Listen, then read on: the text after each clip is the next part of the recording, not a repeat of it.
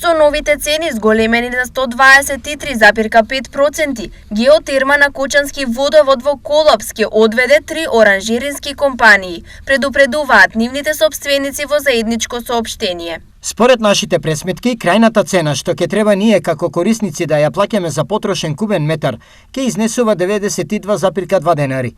Ние очекувавме поскупување на енергенсот, но пресметките што ги направиле во водовод се нереални и примената на новата цена ќе значи прекин на нашето производство и затворање на капацитетите, а над 150 луѓе ќе останат без работа. Констатираат од трите компании. Одлуката за покачување на цената на кубен метар геотермална вода што досега корисниците ја плаќаа по 33,82 денари, пред неколку дена ја донесе управниот одбор на комуналното јавно предпријатие Водовод, а согласно за нејзината примена треба да даде советот на општина Кочани.